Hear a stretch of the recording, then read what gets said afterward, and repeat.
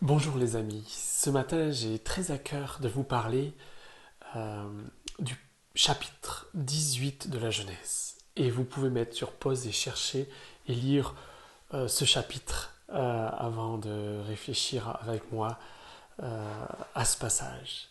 Et ce passage on voit la relation intime que Abraham a avec l'Éternel, avec son Dieu. C'est une très belle chose, une relation, j'allais dire, réciproque, amicale. Quand je lis ce passage, je ne peux pas m'empêcher de penser à ce passage du psaume 25, verset 14, qui dit « Le secret de l'Éternel est pour ceux qui le craignent ». Un passage rempli de grâce. Et en fait, ce passage commence, je vais vous le lire, euh, l'Éternel apparut à Abraham auprès des chênes de Mamré. Il était assis à l'entrée de la tente pendant la chaleur du jour. Il leva les yeux et regarda, et voici trois hommes se tenaient près de lui. Quand il les vit, il courut à l'entrée de la tente à leur rencontre et se prosterna en terre. Il dit, Seigneur, si j'ai trouvé grâce à tes yeux, ne passe point outre. Je te prie, d'auprès de ton serviteur, qu'on prenne, je te prie, un peu d'eau, et vous laverez vos pieds, et vous reposerez sous l'arbre, et je prendrai un morceau de pain, et vous réconforterez votre cœur, après quoi vous passerez, car c'est pour cela que vous avez passé auprès de votre serviteur. Abraham prépare un festin.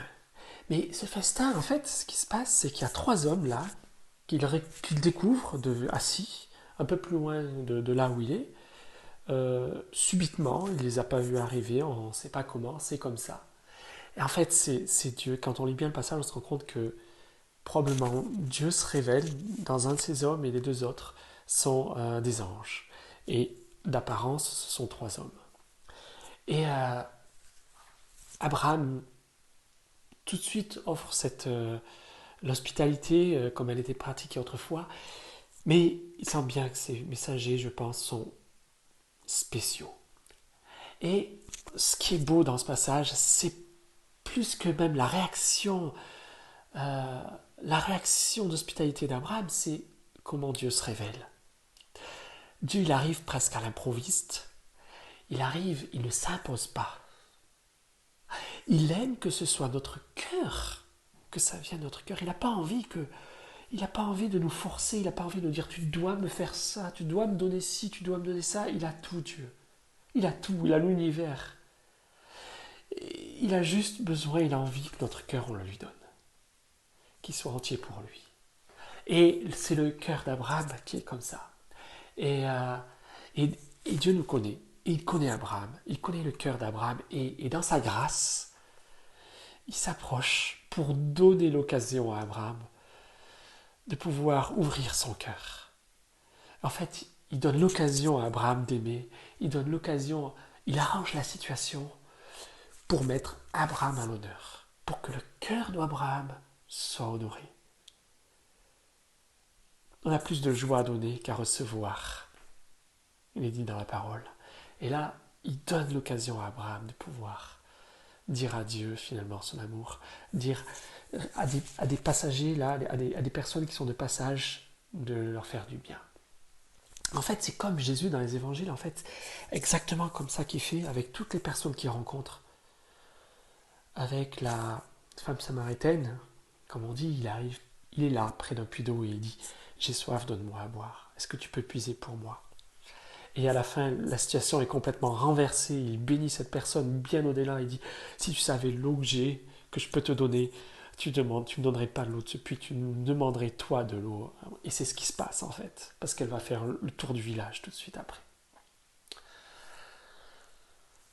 Et toutes les rencontres finalement dans les évangiles ressemblent à cela finalement.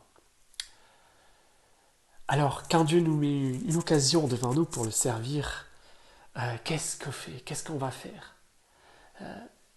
Laissons notre cœur réagir. C'est Dieu qui place devant nous une bonne œuvre. Comme il est dans Éphésiens 2, verset 10, pour pratiquer les bonnes œuvres que Dieu a mis devant nous chaque jour. Ne restons pas passifs. Ça a été préparé pour nous. Et le passage continue. Et en fait, euh, Dieu n'est jamais en reste. Alors je passe sur le repas qu'il prépare, ce bon repas, mais Dieu n'est jamais en reste. Après avoir eu un bon repas matériel, charnel, Dieu va répondre aux soupirs d'Abraham et de Sarah. Et seuls, je pense, ceux qui ont vécu la stérilité peuvent savoir ce que c'est les années qui passent, où on attend un enfant qui ne vient pas. Et Abraham avait 75 ans quand Dieu lui a dit en toi seront bénies les familles de la terre. Et ceux qui te béniront seront bénis, ceux qui te maudiront seront maudits. Mais son couple était déjà stérile. Et au chapitre 15, il est dit, je suis ta grande récompense. Moi, beaucoup de traductions disent, je te donnerai une très grande récompense. Oui, bien sûr, mais c'est moi d'abord, Dieu, qui suis ta récompense. Au premier verset, deuxième verset de Genèse 15. Et il lui renouvelle cette promesse. En Genèse 16, c'est l'épisode d'Agar. Vouloir répondre à la place de Dieu. Faire mieux. Penser qu'on peut faire mieux que ce que Dieu ferait. Et en Genèse 17, Abraham a 90 ans. 99 ans. Et Genèse 18, voilà, c'est la même chose, parce qu'en fait, quand Isaac va naître, c'est au chapitre 21,